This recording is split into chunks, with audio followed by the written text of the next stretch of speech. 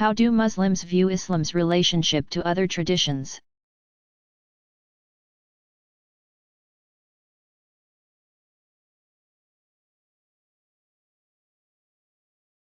According to the Quran, the revelation delivered through Muhammad is not new, but a continuation and reaffirmation of the divine message given to all. The earlier prophets acknowledged in the Jewish and Christian traditions. If prior generations of Jews and Christians had not misinterpreted or even willfully corrupted the message, subsequent corrective revelations would have been unnecessary. In other words, Muslims regard Islam's relationship to the earlier Abrahamic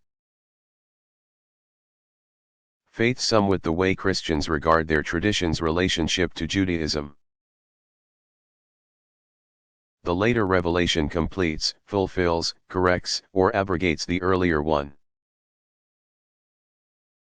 Islamic tradition regards the peoples of the book as especially close kin. The Quran suggests that Muslims should consider Christians perhaps somewhat closer than Jews. Even though there are far larger theological differences between Islam and Christianity than between Islam and Judaism. The concept of peoples of the book also came to include other minority religious communities of the Middle East, such as the Zoroastrians. In general, Muslims are inclined to regard members of other traditions, such as Hindus and Buddhists, for example, as considerably further removed from the possibility of salvation.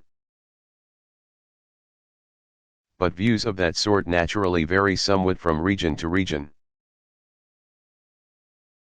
As for example, in India, where Muslims and Hindus often live side by side.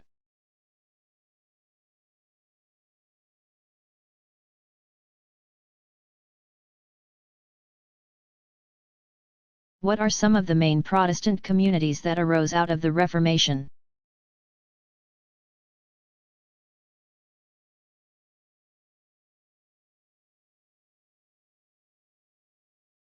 As a result of the Reformation and associated movements in late medieval Christendom,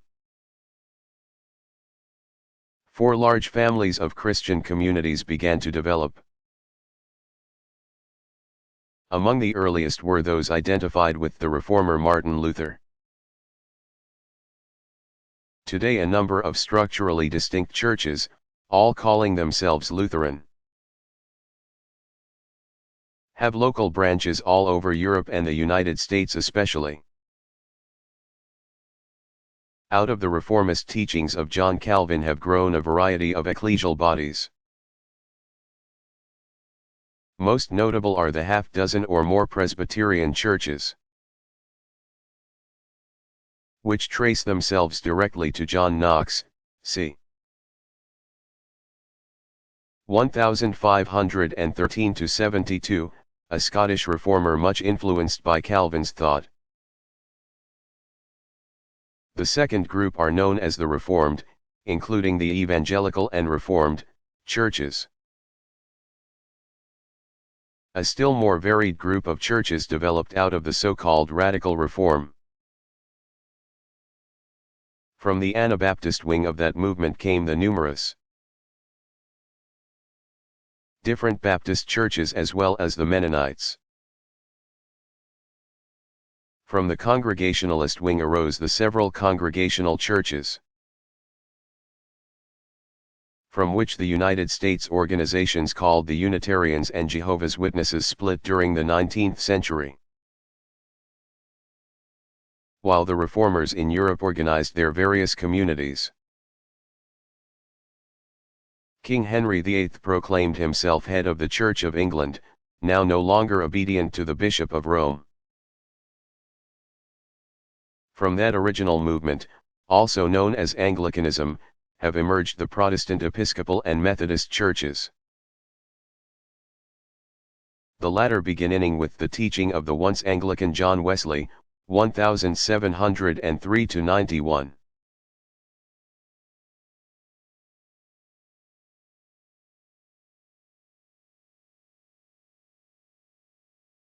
What's the difference between a stupa and a pagoda?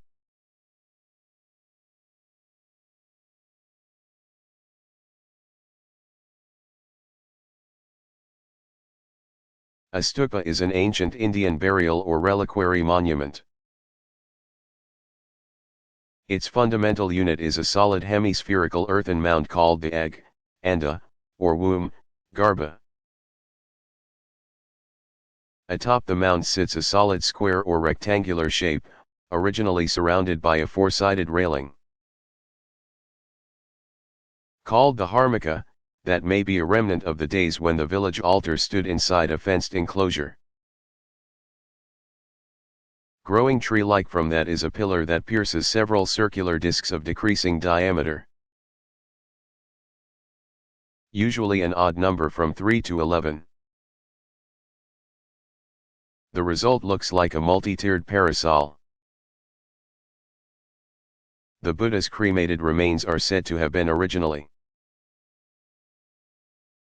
enshrined in a large number of stupas built all over India. Mahayana teaching developed the notion that the Buddha was a cosmic spiritual being, rather than a mere human teacher, and the architecture of the stupa evolved to reflect those changes. Stupa designers began to raise the mound off the ground by using several square bases. Meanwhile stretching the mound itself upward much the way a potter turns a round lump of clay into a tall graceful vase. The parasol is also stretched heavenward, becoming more streamlined and adding discs. When Mahayana Buddhism moved into China, architects transformed the upper portion of the stupa into an independent structure, turning the multiple discs into roofs. The earth-hugging funerary mound was replaced by the pagoda. The new structure was derived from the stupa and still contained relics. But the pagoda symbolized transcendence rather than earthly existence. Pagodas soon added their own sets of multiple discs, leaving the stupa, so to speak, in the dust. In the Theravada lands of Southeast Asia, reminders of the stupa remain in the gently tapered monuments of Burma and Thailand. Mahayana Buddhist establishments all over East Asia identify themselves with their graceful, multi-roofed pagodas. Unlike the typical stupa, the pagoda actually has interior space, sometimes on several levels.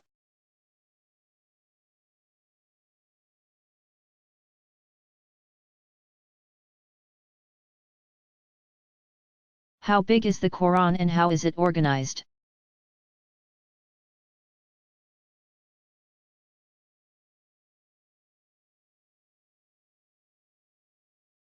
The sacred scripture contains about 6,000 verses, roughly equivalent in length to the New Testament. Arranged in 114 sections called surahs, pronounced surah. Muhammad's earliest revelations tend to be short, rhetorically potent utterances in an ancient form of rhymed prose used by pre-Islamic seers and soothsayers. Later surahs tend to be lengthier and more prosaic, and often take up more practical concerns. Surahs are arranged in more or less descending order of length, so that many of the earlier sections are actually in the latter part of the book now. The heading of each surah contains the title, number of verses, and an indication as to whether it was revealed at Mecca or Medina. Interpreters consider it very important to place each text historically, for the circumstances of the revelation are critical in unwrapping its original meaning. Tradition has identified the surahs, or portions of them where it is clear that a single surah is actually a composite.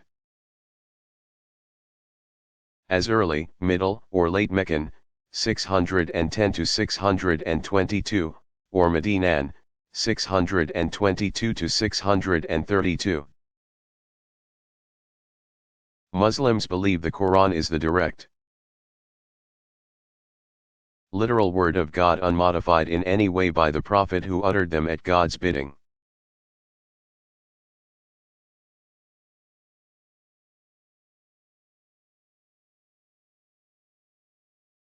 What should I expect to see upon entering a synagogue?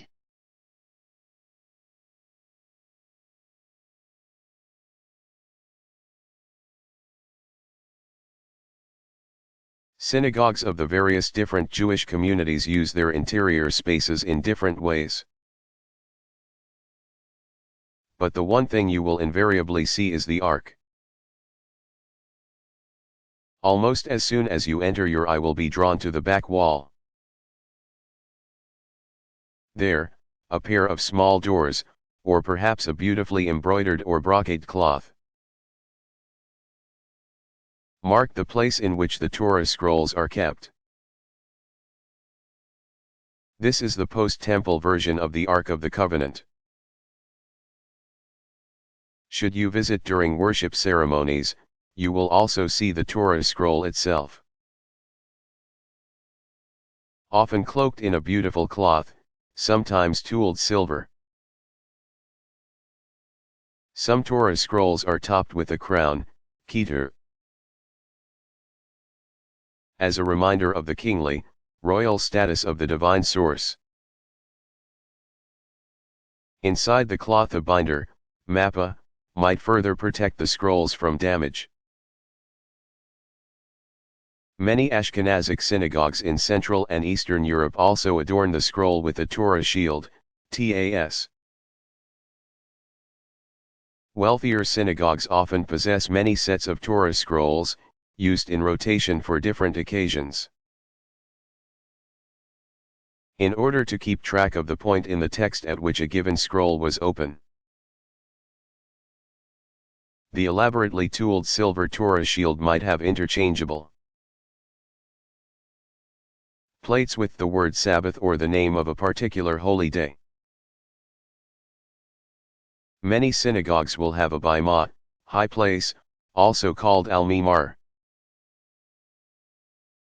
a platform on which there is a desk to hold the Torah scrolls for reading. Traditional communities place the bimah, which symbolically replaces the temple altar, in the center of the space facing the ark. Reform synagogues move it nearer the ark, elevated on a stage and facing the congregation. A sanctuary lamp is also symbolic of the sacred presence and is usually located near the ark. One feature that often distinguishes Orthodox synagogues is the provision of separate sections for men and women, with men typically in front and women behind or to the side, either on the main floor or in a gallery above. Like many contemporary mosques, some synagogues separate genders with a partition running front to back down the center of the main floor.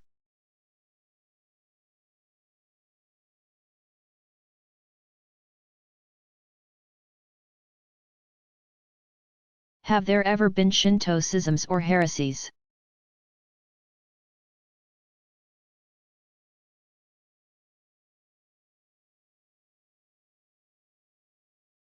Several of Japan's so-called new religions have developed out of mainstream Shinto within the past 2 centuries or so. Some traditional Japanese may be inclined to regard them with suspicion, possibly even labeling them as dangerous cults. Sociologically speaking, some of these groups qualify as schismatic, that is, splinter groups. in that they have deliberately parted company with ancient Shinto tradition. Some scholars suggest that Shinto authorities coined terms such as the Emperor's Way, Kodo, and the Kami-ordained way, Kanagara no Michi, to distinguish a type of Shinto orthodoxy from a host of less correct popular and folk beliefs. But since the concept of orthodoxy has been far less important for Shinto tradition than it has for, say, some Christian or Muslim communities, the notion of heresy is largely irrelevant here.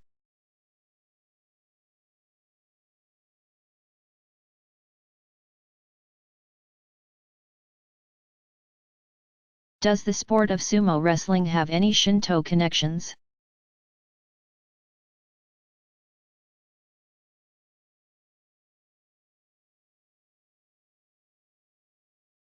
Japan's ancient and still wildly popular sport of sumo wrestling is not itself a religious ritual, but it has surrounded itself with rituals associated with Shinto tradition. Once, these matches occurred on shrine grounds as part of the larger category of activities called divine entertainment. Today the bigger matches take place in specially decked out arenas and are scheduled in fortnightly tournaments at set times of the year. Action occurs under a shrine-like roof suspended high above the floor. Two enormous wrestlers, the heavier the better, in general confront each other in a raised circle of well-tamped earth bounded by the heavy braided ceremonial rope called the shiminawa.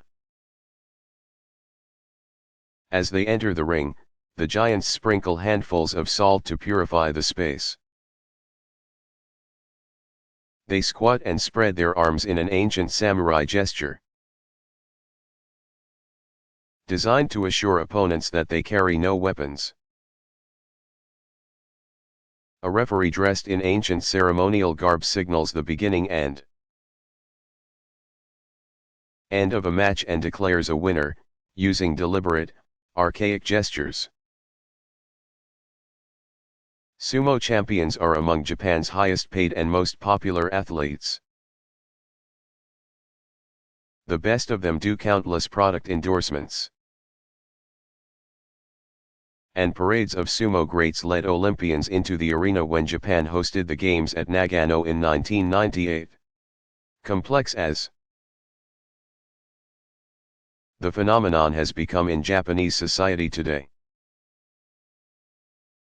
sumo has its roots in the same simplicity and basic feeling for nature that pervades so much of Shinto tradition.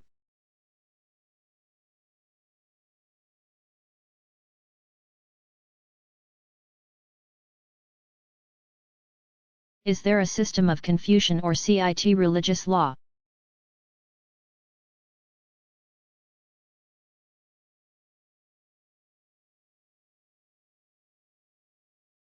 Confucian tradition's closest analogy to the kind of religious regulation important to Jews and Muslims, for example, are the canons of ritual. It may sound at first as though Confucian law is limited to what are sometimes called rubrics. Rubrics are instructions on how to perform a ceremony, that take their name from the Latin for red because the directions are printed in red ink to set them off from the liturgical text. But what Confucians mean by the canons of ritual actually includes an enormous range of human behavior. Here the Confucian scholars have codified ways of acting for every age and station in life. From members of the ordinary household, to the servant who prepares fruit for the emperor, to the emperor himself. These often elaborate and even somewhat theatrical stipulations might strike the outsider as extreme or downright compulsive. but the traditional interpretation is that a person of cultivated virtue will always act in such as way as to express precisely his or her relationship to those with whom he is dealing. In this way Confucian tradition preserved a definite social hierarchy still very much reflected in the formal language usage of Korea and Japan, as well as of China. Because of its unique relationship to the civil authority represented by the emperor, Confucianism as such, with its 5 classics and 4 books, did not develop a specific code of penal law. That was still largely the province of the literati as royal administrators. But it emanated from the imperial household and developed over many centuries.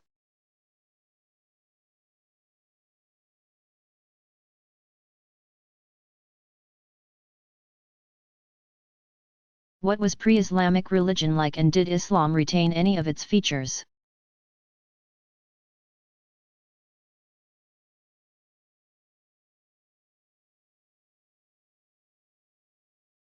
Pre-Islamic Arabian tribes believed that the universe was animated by innumerable spirits,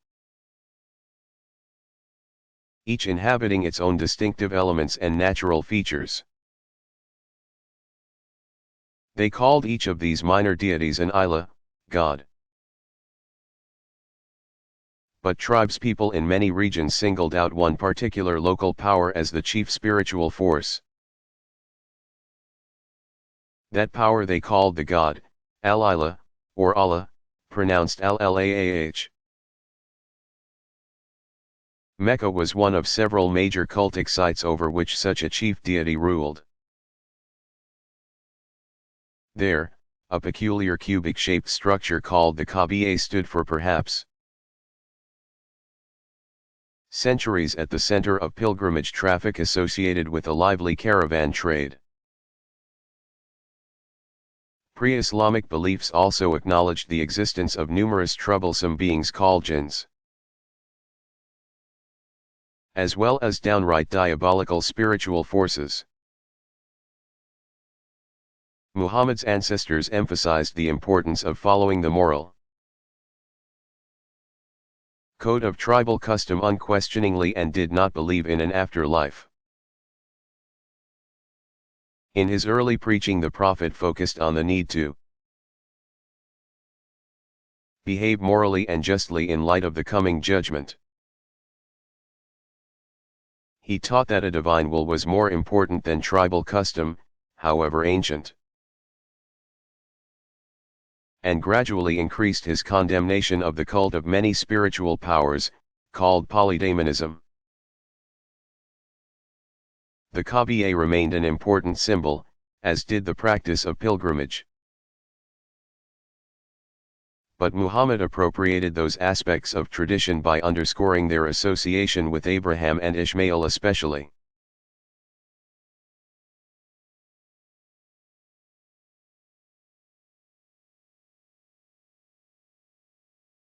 What rites do worshippers practice in Daoist and CCT temples?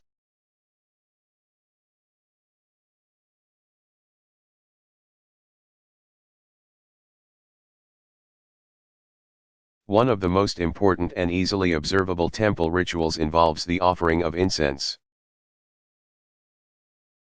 Worshippers buy 3 slender sticks of incense at a small temple shop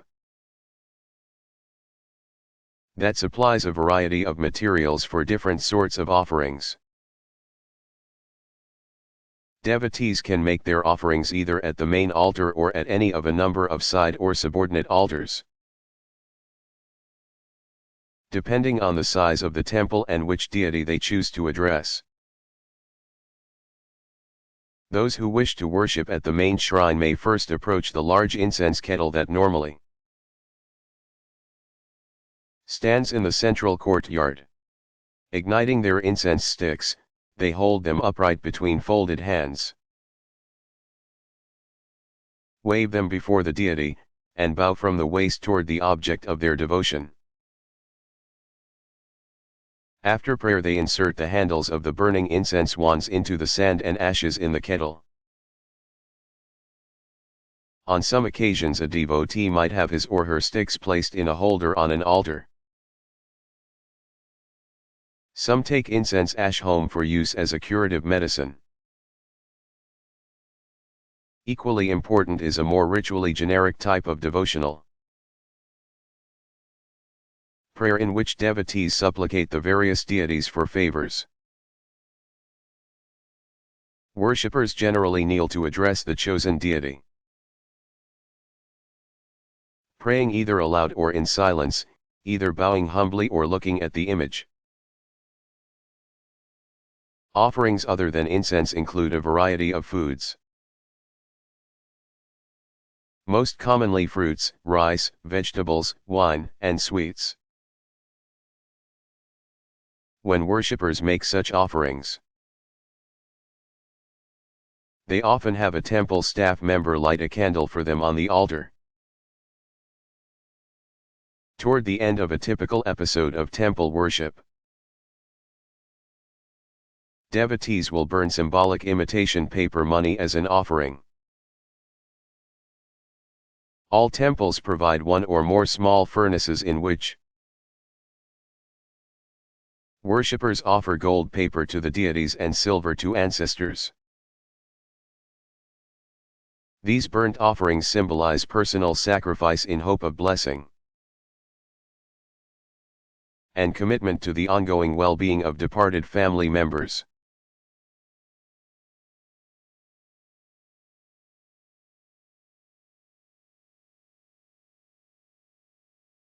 What is Chinese imperial tradition, CIT, and when did it begin?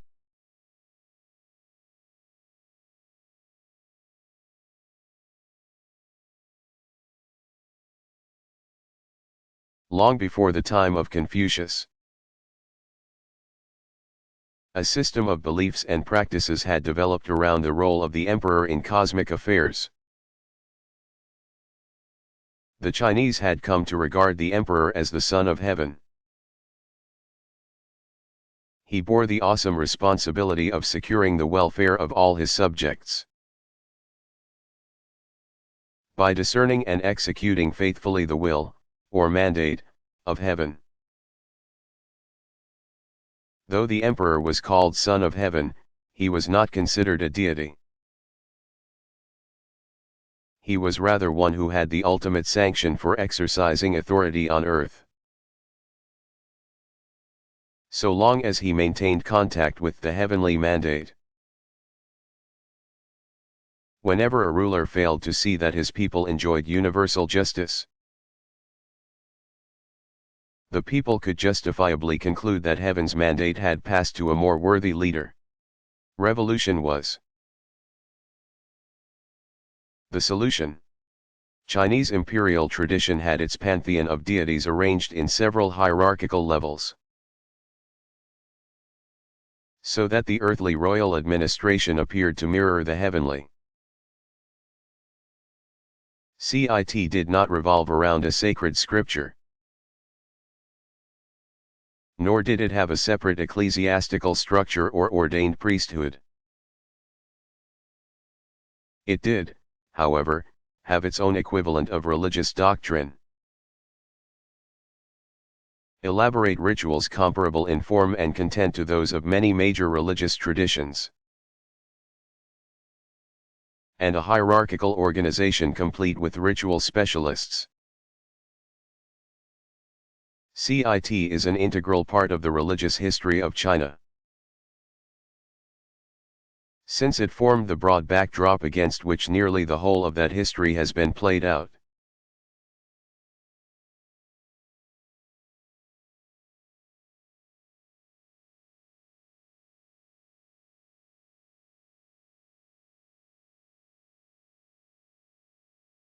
Have there been any important Buddhist religious reformers?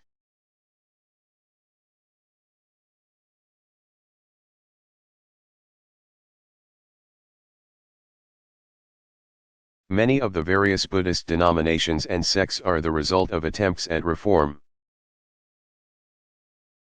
Some people even regard the Buddha himself as one who sought to reform Hinduism. Among the best examples of religious reformers are those who aimed to rescue Buddhist teaching from complex formulas and make it accessible to real people. Tradition calls Bodhidharma. d. 532, the first patriarch of Chinese Zen. Apparently quite a colorful character. Bodhidharma criticized several schools for getting lost in their own long-winded treatises. Toss all the superfluous verbiage, he advised, and focus on direct Dharma transmission from master to student. About 3 centuries later in Japan, 2 other reformers set out to develop spiritual methods that would appeal to a broader public than some of the schools that had arrived in Japan during the previous several centuries.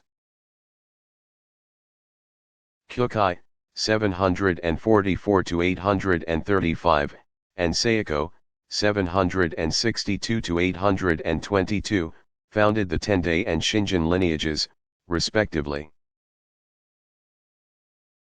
But eventually Tendai turned more speculative and Shinjin more mystical and esoteric. Further reform developments eventually grew out of Tendai in the 12th and 13th centuries. A Tendai monk, Honen, 1133 to 1212, started a Japanese branch of Pure Land in hope of attracting people with its reliance on Amida Buddha. A successor named Nichiren, 1222 to 82, took Honen's insights a step further, insisting that a devotee approaching in good faith had only to repeat the name of the scripture called the Lotus of the Good Law Sutra, a mantra popular singer Tina Turner recommends to be assured of salvation.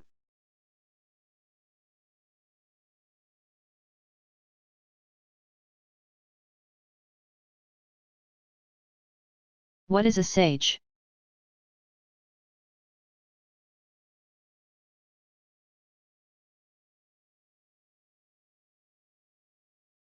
Some religious figures are celebrated for their function as living repositories of wisdom. Popular lore may occasionally attribute a wondrous deed to a sage, but the emphasis is decidedly on the person's depth of understanding and insight. Sages are especially important in Jewish and Confucian tradition, for example. They are the people entrusted with preserving the ancient ways, not by mere rote, but also by injecting new meanings that allow adaptation to changing times. In some religious traditions, such as Islam and Hinduism, the religious scholar occupies a special place of honor. But these scholars function on a more practical level than the sages. And Confucian tradition even keeps the two categories more or less clearly separate.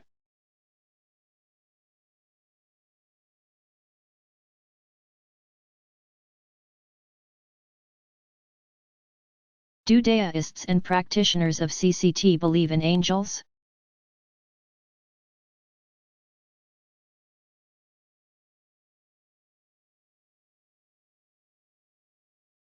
Spirits of all kinds inhabit the ordinary world of countless adherents of Daoism and CCT. But none quite fit the precise description most readers would identify as angelic. Angels are generally understood as pure immortal spirits made that way from the start. Chinese deist and popular beliefs include countless immortal beings, but apart from the highest gods, most of those began as human beings and achieved immortality later. In addition, Angels in other traditions typically function as messengers or guardians. A variety of spirits play those roles in deist and CCT lore.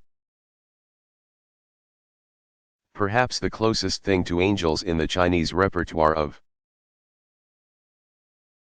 religious symbolism are the apsaras imported into China with Buddhism.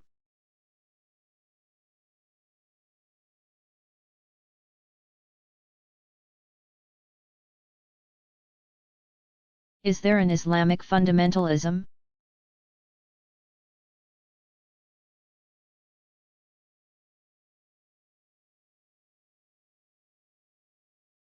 Unfortunately, the term fundamentalist has become virtually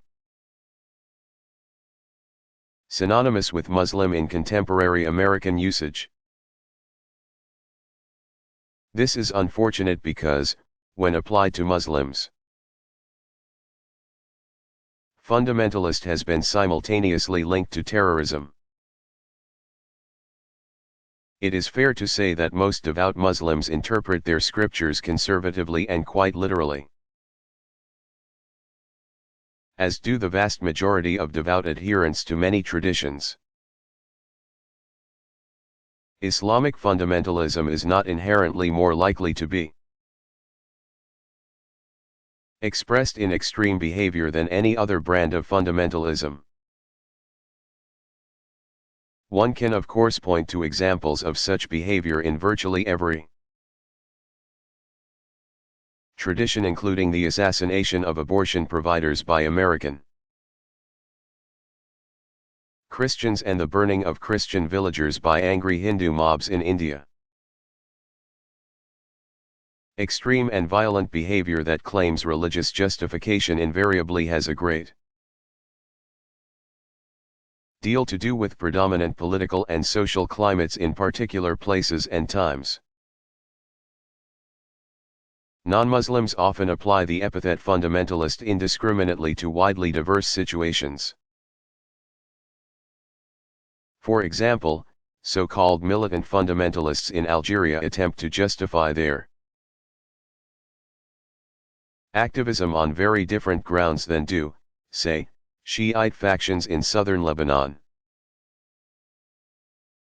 The Palestinian organization called Hamas, and the revolutionary government of Iran. In other words, while the term fundamentalism has value in describing some religious phenomena, it has become so imprecise as to be virtually useless as a way of describing Muslims.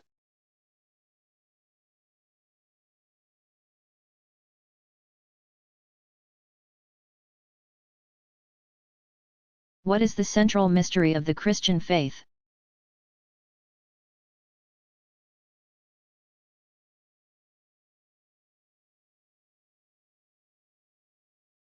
The doctrine of the Trinity is the central Christian teaching about God. Christians believe that there is only one God. But in that one God are three distinct divine persons, the Father, the Son, Jesus Christ, and the Holy Spirit, who possess equally and eternally the same divine nature. The early ecumenical councils took care to define the mystery of the Trinity with great preciseness because the mystery of God, obviously, is the most important of the mysteries of faith. During the early centuries of the Church's life, many individuals denied elements of what Christians believed concerning the Trinity. Some claimed that Jesus was not really God, others rejected the divinity of the Holy Spirit, and some presented a very faulty understanding of God the Father. Belief in the Trinity is what distinguishes Christians from their Jewish and Muslim brethren.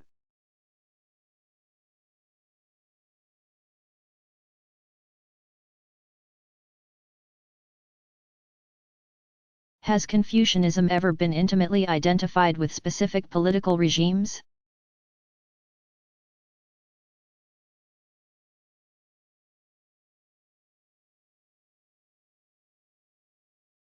Confucian teaching offers a great deal of reflection on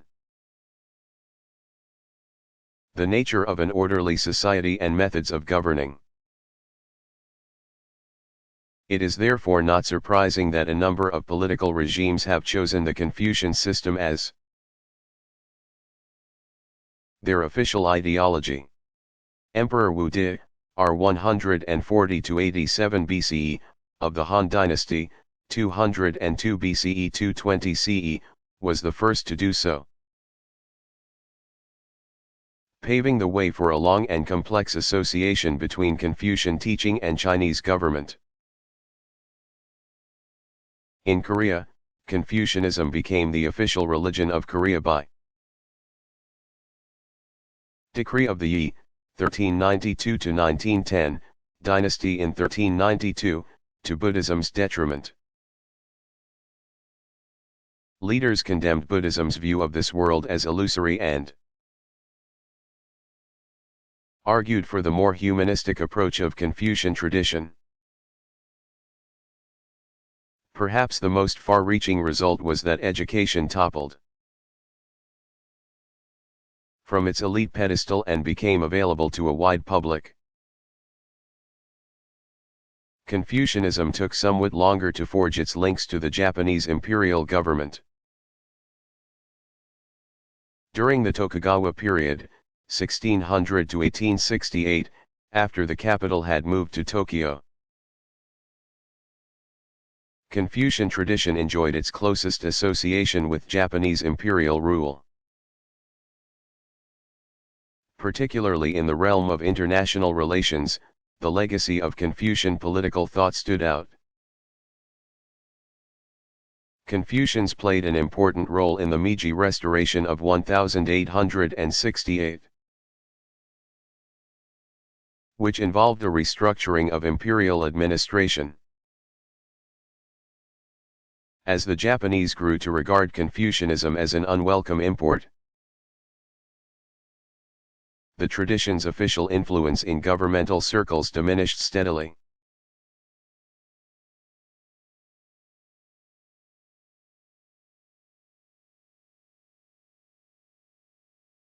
What were the first great Muslim dynasties?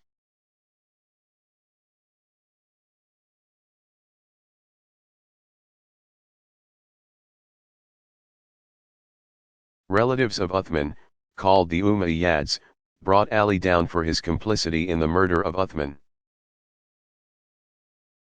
They established a new seat of power in the ancient city of Damascus, Syria, thus inaugurating the first of a series of Muslim dynasties. Under the Umayyads, the map of Islamdom expanded dramatically. By the year 711, Muslim armies had claimed ground across North Africa to Spain, and as far east as the Indus River in present-day Pakistan. Consolidation and some further expansion continued under the Abbasid dynasty, which ruled from its newly founded capital, Baghdad. After supplanting the Umayyads in 750. But the early plan for a single unified Islamic domain soon began to unravel. Increasingly aware that Baghdad could not continue to hold its far-flung empire together, regional governors and princes at the fringes began to declare independence. Although the Abbasid Caliph would continue to claim nominal allegiance until 1258. The future belonged to countless successor states, from Spain to Central and South Asia.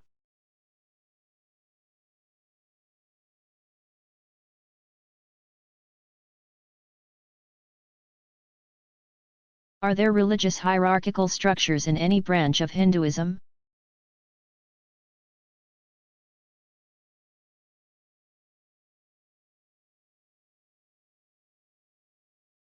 None of Hinduism's various denominations has ever developed a formal institutional hierarchy parallel to those of,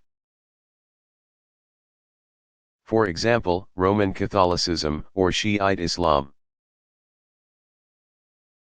But there have been de facto social rankings in which some representatives of the tradition have very definite priority. In Vedic times, there were at least 7, and perhaps as many as 16 different types of priests, distinguished according to specific function in the Vedic sacrifice. Among them were the Brahmins, the one category of priests that has retained its influence over the centuries. Hindu religious hierarchy has generally ranked its specialists according to learning, with teachers and guardians of tradition, such as gurus, acharyas, and pundits, ranking high on the list. Historically, figures called the Purohita served as high priests at the courts of Hindu monarchs. That individual's role was to protect his royal patron through ritual and teaching, as well as by his spiritually potent presence. In modern times, the Purohita has become the family priest, charged with keeping caste and ritual practices intact. Temple priesthood staffs typically have chief priests, who supervise the overall running of the temple rituals.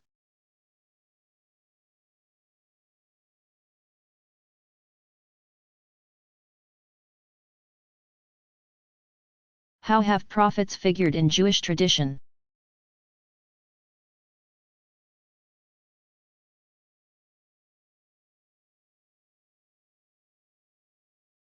Even in the Torah we find references to Abraham and Moses as prophets.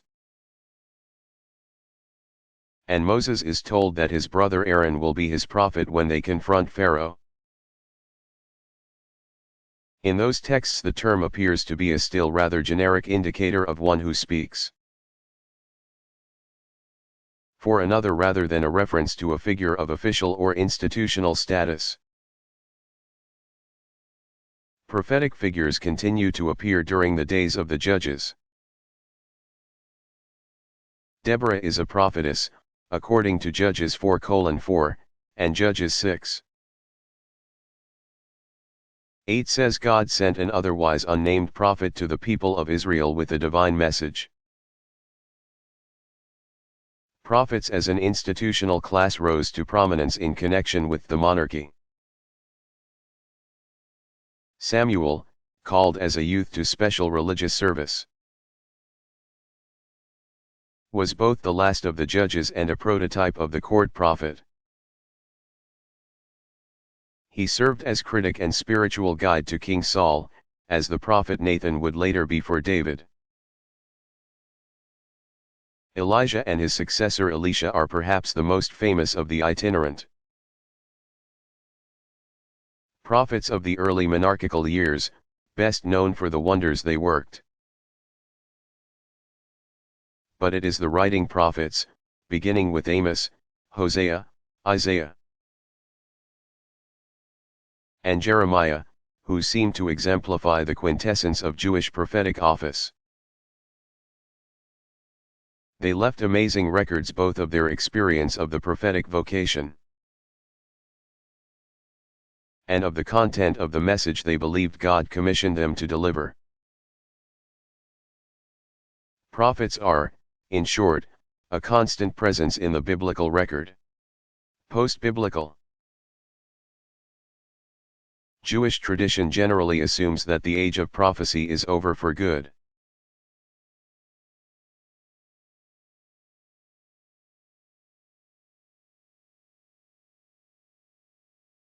Do Buddhists pray in any particular language?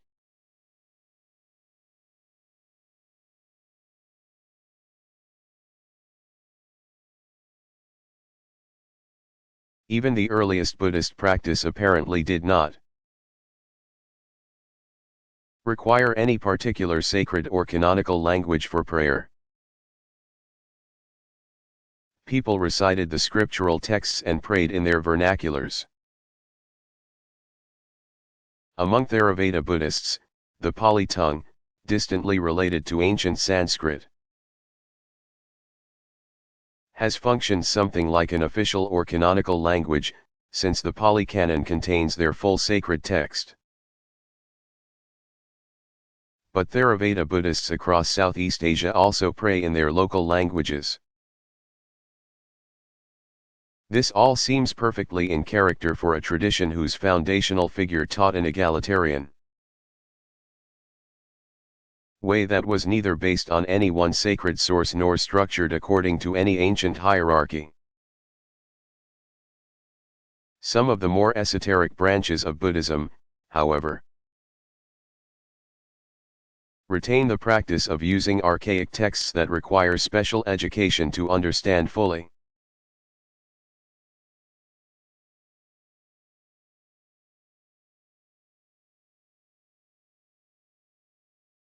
How do Daoists view their traditions' relationships to other traditions?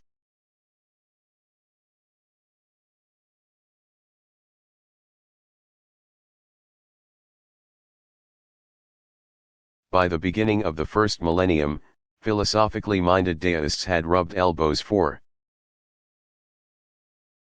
several centuries with proponents of a cultural and ethical system often identified as Confucian. Together the Confucians and the Daoists were increasingly important elements of a larger cultural matrix. Religion, for which they had as yet no specific term, was a blend of ancient divinatory rites, ancestor veneration, exorcism, and offerings meant to secure blessings and protection from heaven, and several other fairly generic and non-personal divine powers. Religious Daoism evolved during the period when Buddhism was taking root in China. It was not until Chinese Buddhism was several centuries old that Chinese thinkers began to talk of three ways of being both Chinese and religious. It is as though the Chinese people had not thought of their ancient traditions as anything but the way things are, rather like the air they breathed, until an imported form of thinking and acting called the way of the Buddha entered the scene. Buddhist-Daoist relations have had a checkered history. At first many Daoists regarded Buddhism as a new Daoist school or sect. Thanks to Buddhist efforts at translating key concepts into terms Daoists would understand. Before long, full-scale hostility developed when Daoists began to think of the missionary-minded Buddhists as a threat. Confucians often sided with Daoists in condemning Buddhism as un-Chinese. Periods of persecution of Buddhists alternated with rich interchange and mutual influence. Since the 1800s, Daoist-Buddhist relations have been much more stable and peaceful, so that many Chinese now perceive few or no important distinctions or barriers between the two traditions. CCT has been a kind of meeting ground. As for Daoist-Confucian relations, there has been intermittent rivalry for imperial patronage. The two traditions share a great deal in the way of broad doctrinal and cultural themes, such as the so-called yin/yang worldview and ancestor veneration. During the Confucian revival of the 12th and 13th centuries, a development often dubbed Neo-Confucianism, there was renewed positive interaction and mutual exchange of ideas. Nowadays, relations remain generally cordial, but without much substantial discussion of core belief.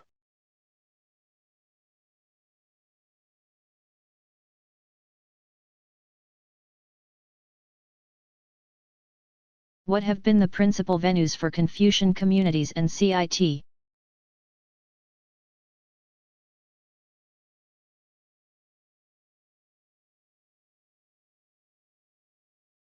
Three main kinds of sacred spaces have been at the center of activities. Several kinds of venue called memorial halls enshrine the spiritual presence of great literati. Beginning with Confucius himself and his ancestors. These facilities go by the generic name Wenmiao, Temple of Literature/Culture. While those specifically dedicated to Confucius are often called Kong, or Kongzi Miao. Until at least the middle of this century, Confucian temples enjoyed prestigious locations in nearly every Chinese city as well as many Korean and some Japanese cities. In most Confucian temples, one of the more important community functions has been that of a place of study. These temples tend to draw clientele from a wider area than do CCT temples, which function more like local parishes. Unlike Buddhist and CCT temples, Confucius temples do not hum with the ritual devotions of a steady stream of worshippers. There the ritual is more likely to be quiet academic work in the side rooms provided for that purpose. Once dedicated to the reading of the Confucian classics, these rooms now provide students whose homes are crowded and noisy a chance to concentrate on any academic subject. Second in importance and number are three different types of altars for the worship of agricultural deities. Natural powers of mountain and river, and ancestral spirits. Generally set in a shared compound were the first two kinds of altar, 20-foot square platforms, walled in and facing west. Temples of the imperial cult, finally, could be either of grand scale,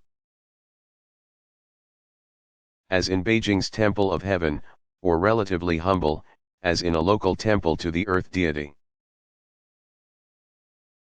All three venues provided a variety of circumstances under which communities have come together.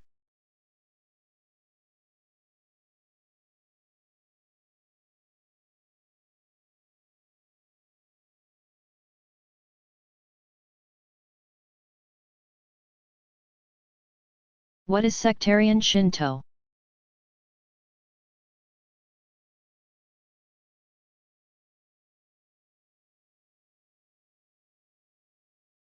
Thirteen principal sects comprise what is generally referred to as sectarian or sect, Kyoha, Shinto. Arising over the centuries and officially recognized in the early 20th century. The 13 cluster around 5 themes or emphases. First, two groups that emphasize purification are known as Misaji-kyo and Shinshu-kyo. Kyo means teaching or school. Fuzu-kyo, Jiko-kyo, and Ontake-kyo are called mountain sects because they centered around cults of two sacred mountains, Fuji and Ontake. They restructured along distinctively Shinto lines the teachings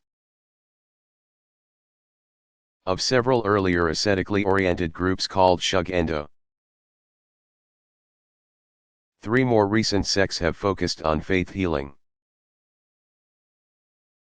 Kurozumai-kyo, Tenri-kyo, and Kanko-kyo all trace their origins to a founding figure. Two sects called Shinto Shoseiha and Shinto Taisei-kyo have emphasized Confucian elements and have blended features of the purification and mountain sects as well. Finally, among the 13 are the most recent groups, whose mission has been to renew Shinto tradition. These are Izumo Oyashiro-kyo, Shinrikyo, and Shinto Taikyo. The latter is an umbrella organization that was largely responsible for the official recognition of the 13.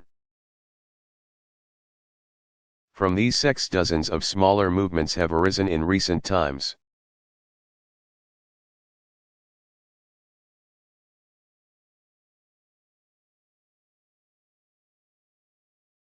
Are Daoist and CCT sacred spaces marked with any distinctive signs and symbols?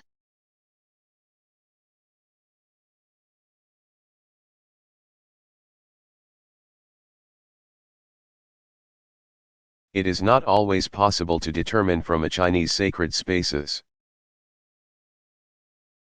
exterior design and decor to which of the religious traditions it belongs. Mosques, including those in Chinese settings, have their distinctive minarets, churches have their spires and crosses, and Hindu temples have their monumental facades and towers marking inner shrines. Some Chinese Buddhist temples announce their identity with pagodas or stupas. But that is not always the case. Chinese temple rooflines often display colorful small figures that appear to be engaged in vigorous action. But even these are not a reliable indicator of the holy place's specific religious affiliation.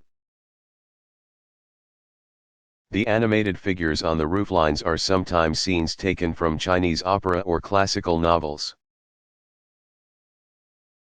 chosen here because they allude to certain important moral virtues. Inside the temple, more specific clues are available. But even there one has to look carefully to distinguish the sacred symbols of Daoism from those of CCT. For example, a statue of the Bodhisattva Guanyin, originally Buddhist, may appear on a small altar under the covered area toward the front of the inner courtyard. But that does not mean that this is a Buddhist temple. It does, however, indicate that this is not a Daoist temple and probably belongs to CCT, which has borrowed Guanyin from Buddhism and made her an important deity. A Daoist temple's most distinctive symbol is its main altar. Although the overall setting varies from one sect to another, there are several important common features. Before the central deity on the altar stands a perpetually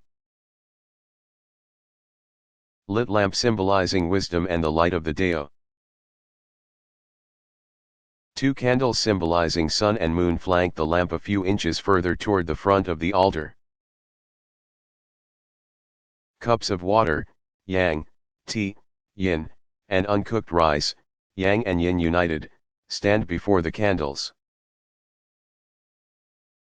Further toward the front of the altar stand 5 plates of fruit,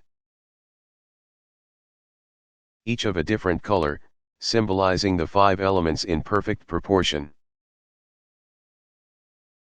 Centered near the front stands an incense burner, a reminder of the heat that purifies the 3 vital energies symbolized by 3 sticks of incense. Some temporary sacred spaces are constructed of bamboo for specific seasonal Daoist rituals.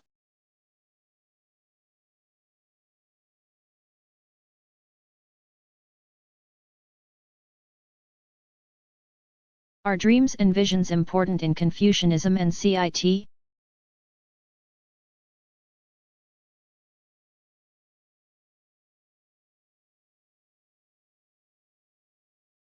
Popular and official religious practices intersect when it comes to dreams and visions. Confucian tradition as such sees little value in dreams and visions, except insofar as they reveal an individual's state of mind.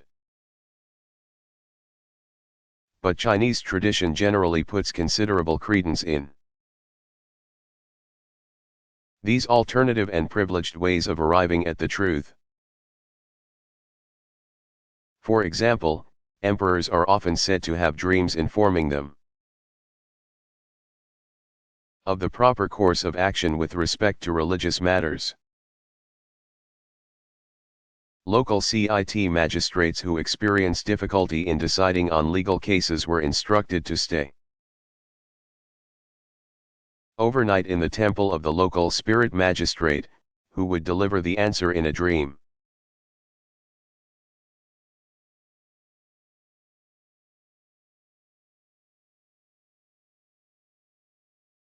Is there a Buddhist pilgrimage?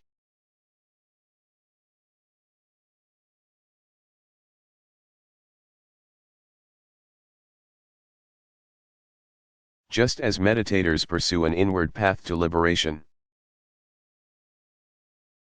pilgrims seek the ultimate goal using external symbolism. Sites associated with the principal events in the life of the Buddha very soon became pilgrim goals. Some texts even suggest that the Buddha directed his followers to visit the places of his birth. Enlightenment, first sermon, and entry into nirvana. But Buddhists have beaten paths to hallowed places in China and Japan as well. Chinese devotees have mapped out a sacred landscape for pilgrim itineraries centered on 4 sacred mountains. Individual temples have also taken on a special aura, perhaps as a result of an apparition or miracle, or by association with some famous holy person. Pilgrims head for those places both on special occasions and whenever the mood strikes them. Hope for spiritual benefits range from grace to get through a difficult time to healing serious illnesses. Japanese Buddhists also continue to follow a pilgrim road to numerous holy places. One of the most popular circuits is that of the 88 temples on the island of Shikoku. Their pilgrims retrace the steps of the venerable monk Kyukai, founder of the Shinjin denomination. From temple to temple, gathering spiritual souvenirs as they travel.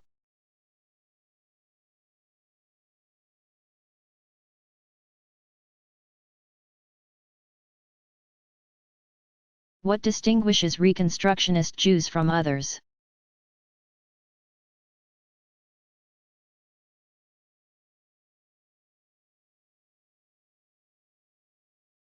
Reconstructionists have sought to reorient Jewish belief from its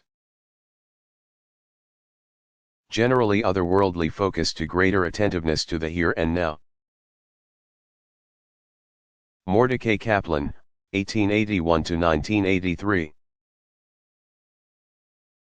Led the movement and taught that Jews must understand themselves as a civilization in process. Jewish life depended on so much more than unchanging religious practice. And he introduced dramatic changes into the religious understanding of Judaism. He chose to refer to the divinity rather than to God, seeking to purge the object of prayer of its anthropomorphic overtones. Thus God is more of a cosmic process than a personal creator and sustainer of all that is. Kaplan was most influential in expanding the function of the typical synagogue to include much more than regular liturgical worship. Reconstructionism is by far the smallest of the subcommunities of Judaism, with only about 100,000 in the United States. Since many Reform and conservative Jews have come to accept much of what Kaplan taught. In general, Reconstructionist congregations retain more traditional practices, such as wearing the prayer shawl, than do Reformers.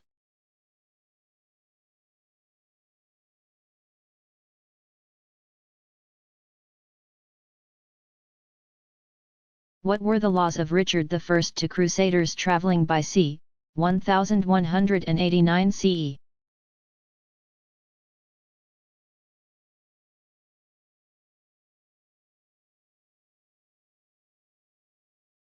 At the time of the Crusades, Richard I issued the following laws to his soldiers traveling by sea. Richard, by the grace of God, King of England, and Duke of Normandy and Aquitaine,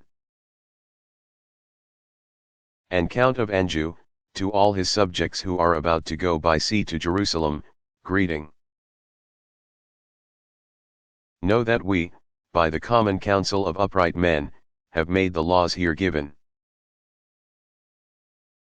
Whoever slays a man on shipboard shall be bound to the dead man and thrown into the sea. But if he shall slay him on land, he shall be bound to the dead man and buried in the earth. If anyone, moreover, shall be convicted through lawful witnesses of having drawn a knife to strike another, or of having struck him so as to draw blood, he shall lose his hand. But if he shall strike him with his fist without drawing blood, he shall be dipped 3 times in the sea.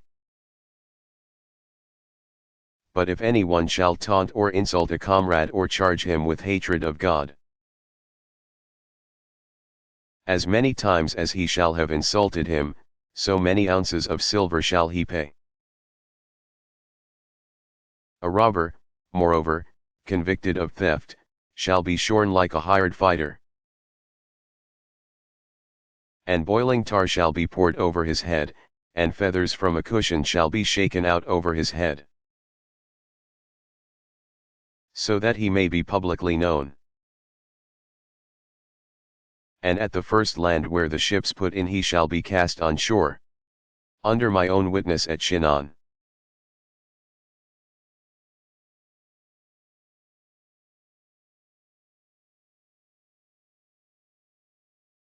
What is a golem?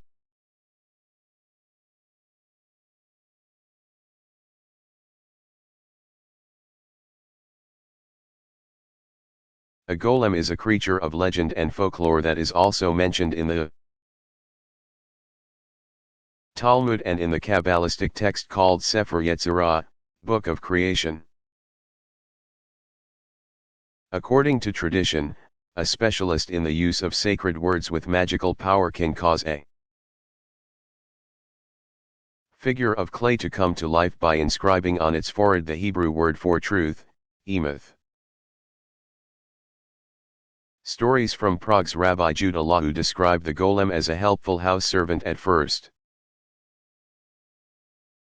but it must be kept under control and not allowed to leave the house. Since the golem gradually grows larger and more powerful,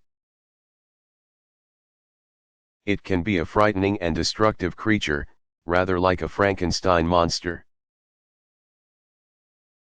To end a golem's active life, one has to erase the letter Aleph, the beginning of the word emeth. Without its initial Aleph, truth becomes dead, meth.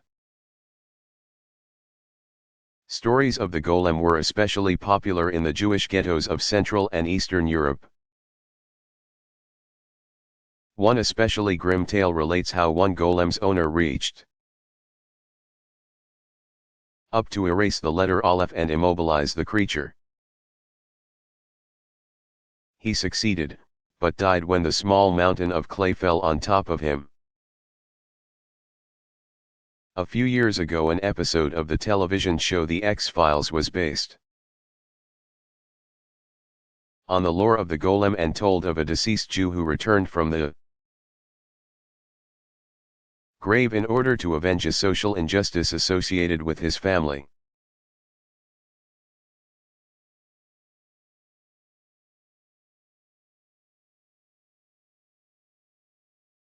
What is the perfect realization school of Daoism?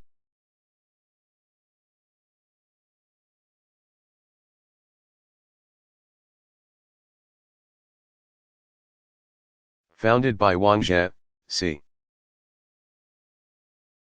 1123 to 1170, also called Wangchong Yang, the perfect realization.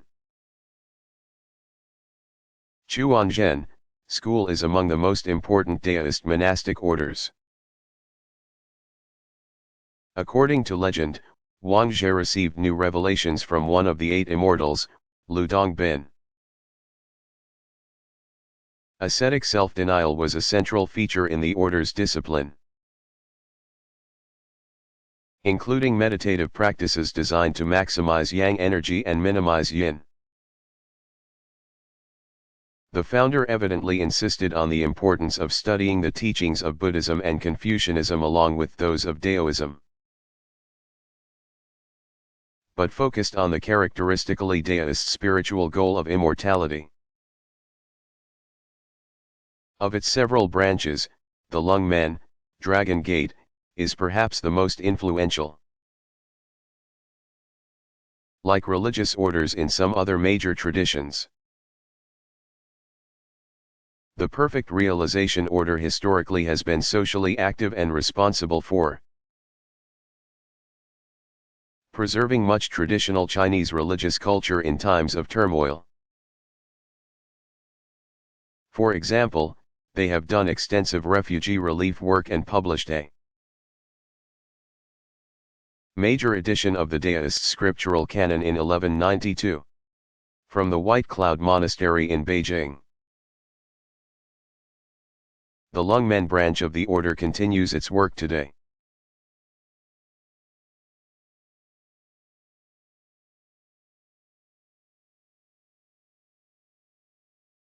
Are there any Shinto divination rituals?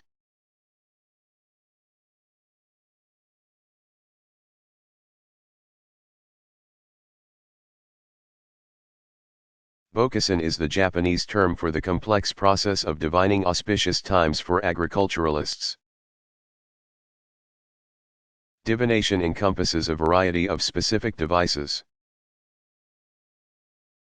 As in Chinese community traditions, people often draw lots, the Chinese shake bundles of numbered sticks and pull the one left protruding, and Shinto worshippers draw numbered bits of paper. Sometimes they will read the angle at which an arrow sticks in its target,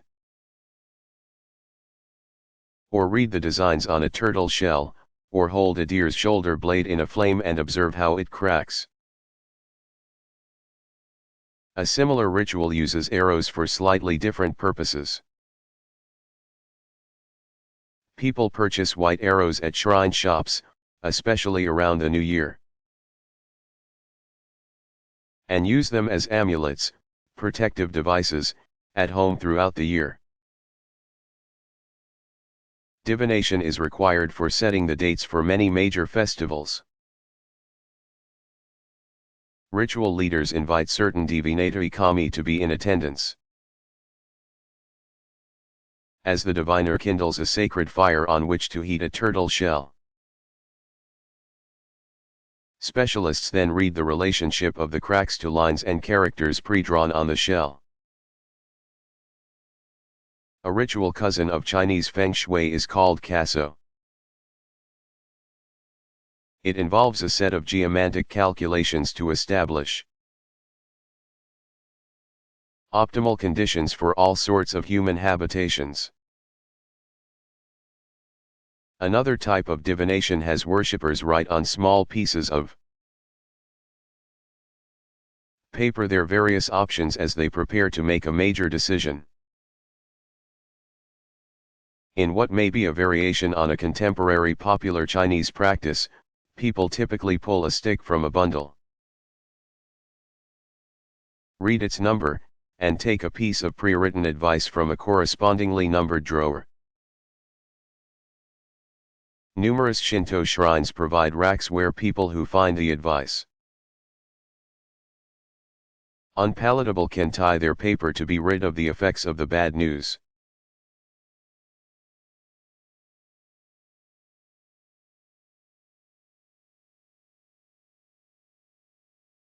What activities do Muslims typically do in and around the mosque?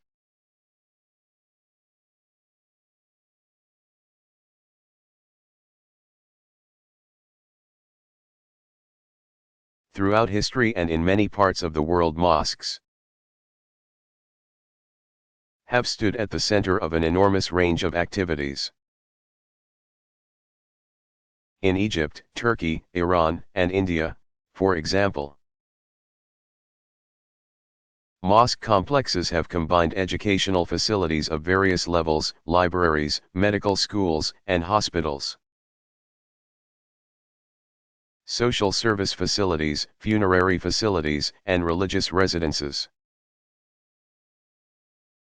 Many of the monumental complexes depended on the sort of equally monumental royal patronage that is rare these days. But plans for somewhat less ambitious projects are afoot now in various parts of the United States. As local communities grow, mosque complexes will become increasingly visible.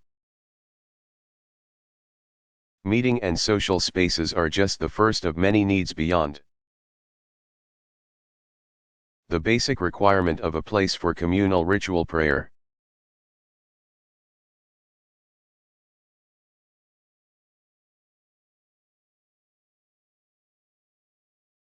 What is the meaning of the hand symbol?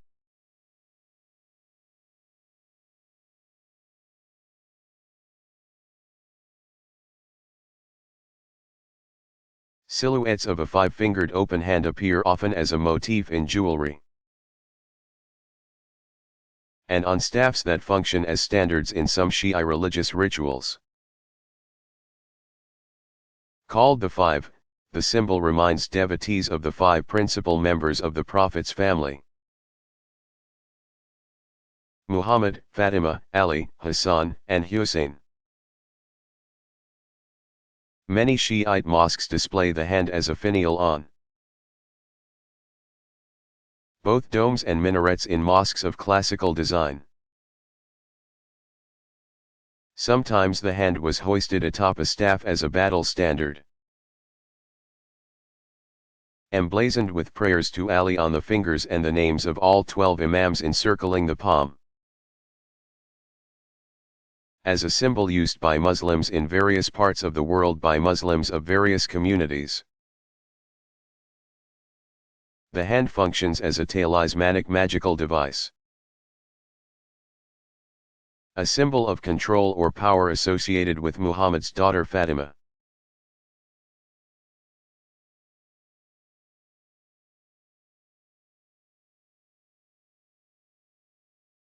What signs or symbols might identify an individual as Jewish?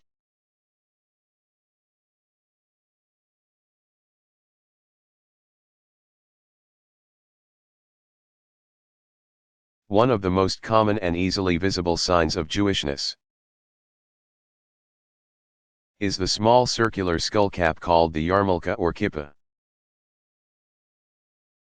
worn by many Jewish men and boys as an ordinary item of clothing. The yarmulke is especially significant in ritual contexts. In some congregations, women rabbis now wear the head covering as well. Men of very conservative and orthodox communities often wear a plain black fedora or Homburg hat over the yarmulke. On special occasions, Orthodox men wear a round hat trimmed in beaver fur. Orthodox men also often dress all in black, with long overcoats, sometimes substituting a differently colored outer garment for special occasions. Special items of clothing include several for ritual purposes only, such as the larger woolen, cotton, or silk prayer shawl, talit, with corner fringes. Tzitzit, worn as an outer garment during morning prayer and all day on Yom Kippur. The talit katan, smaller prayer garment, is a cotton undergarment, worn at all times,